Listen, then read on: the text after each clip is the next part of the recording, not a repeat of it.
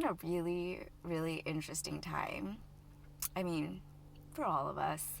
But for me, it's basically meant that I've had now, over a year to have nothing to do and nowhere to go, but to be alone with all the weird shit that exists in my head.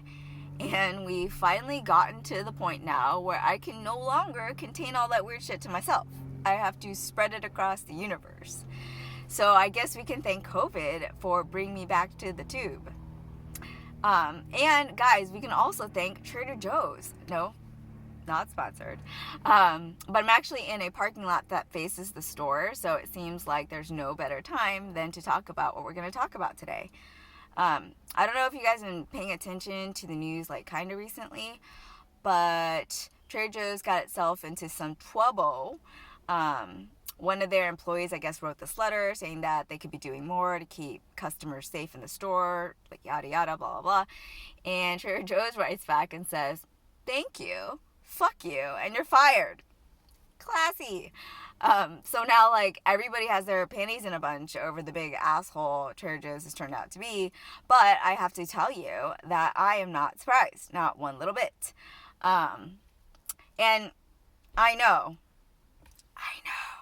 that this is not a popular opinion. There are many of you diehard Trader Joe's out there, and I can't even blame you. They've got their everything but the, whatever they're trying to sell that week seasoning. They've got cauliflower gnocchi. They've got yummy cookie butter. There's a lot to be, a fan of, right? Trader Joe's is the biggest crack dealer in the industry. But, at the same time, guys, it is not an excuse not to do your homework and pay attention.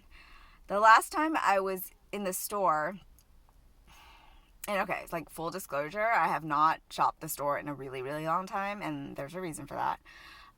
But the last time I was there, I started noticing that it seemed like every other week there was a new product recall going on. Somehow their salads have salmonella in them for the 1 trillionth time. What they said was vegan isn't exactly vegan. Somehow a nut tripped and fell its way into something that was supposed to be nut free, right? I mean, if I didn't know any better, I think that they were saying, let's sell first and ask questions later, Don't count on us for quality control. That's not what we're about. But, I am not hating. I actually don't have a whole lot of expectations for Trader Joe's. I mean, they're a business trying to make a buck in America. So you kind of just have to expect a level of shadiness there, right? So my beef isn't with them. The reason why I no longer shop there is actually because of the customers.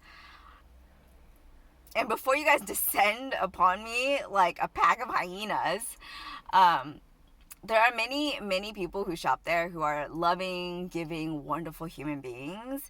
What I'm trying to say is that there's also an non-insignificant amount of people who are Draco Malfoys out there who shop.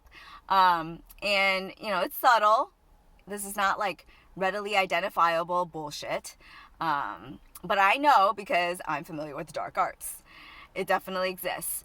These are the people that complain about the chorizo being next to the chorizo in the meat section when technically it should have its own vegetarian aisle, right?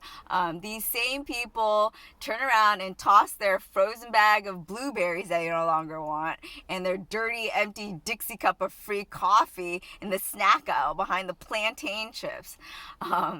You'll spend an hour having somebody talk your ear off about the power of celery juice and how you need to start celery juicing to improve your microbiome.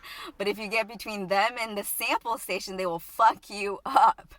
Guys, have we not all been in the long ass checkout line at Trader Joe's when somewhere ahead of us there's this half empty cart of groceries, but the person is not around because they're still doing their grocery shopping and depend on the rest of us in line to push their cart forward because they're too good to stand there, right?